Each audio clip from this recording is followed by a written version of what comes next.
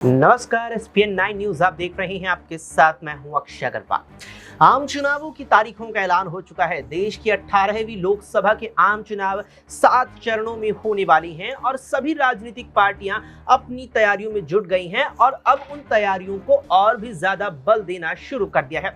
इस बीच हरियाणा में जिस तरीके से बड़ा सियासी फेरबदल भारतीय जनता पार्टी ने किया, उस बीच एक बड़ी चीज ये भी देखने को रही कि बीजेपी के खिलाफ हरियाणा में सूबे में जो एंटी इनकम्बेंसी सत्ता विरोधी लहर है, वो पार्टी पर इस मर्तबा अब भारी पड़ती नजर आ रही है। पार्टी ने जिस तरीके से मनोहर लाल खट्टर को मुख्यमंत्री के पद से हटाकर के नायब सिंह सैनी को सूबे का नया मुख्यमंत्री बनाया, उसका मतलब साफ था कि खट्टर के नाम की जो एंटी इनकम्बेंसी थी, उसको कम करने के लिए पार्टी ने नायब सिंह सैनी के रूप में सूबे को नया मुख्यमंत्री तो दे दिया, लेकिन सूबे में जो सत्ता विरोधी लहर बीजेपी के नाम की है, उससे आखिरकार पार्टी कैसे निपटेगी। सोनीपत में एक खाप के अंतर्गत आने वाले 24 गांव ने तो भारतीय जनता पार्टी का अब बहिष्कार तक कर दिया है। इसके अलावा यहां पर पार्टी के लोकसभा चुनावों के लिए कई उम्मीदवारों का यहां कई गांवों में जाना बंद हो चुका है। तो सूबे के पूर्व उप मुख्यमंत्री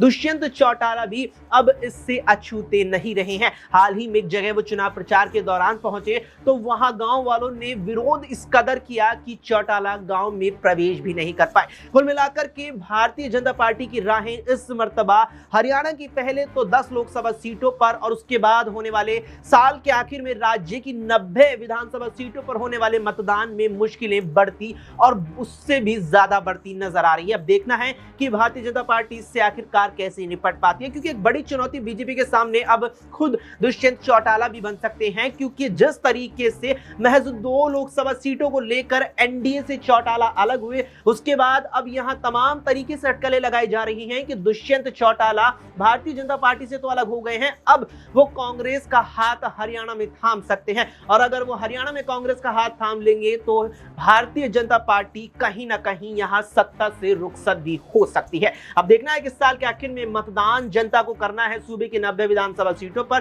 क्या कुछ उसका परिणाम निकल कर आता है और क्या कुछ बीजेपी इस सत्ता विरोधी लहर से निपटने के लिए कर पाती है। फिलहाल के लिए इस वीडियो में इतना ही। देश और दुनिया की तमाम खबरों के लिए आप देखते रहें एसपीएन 9।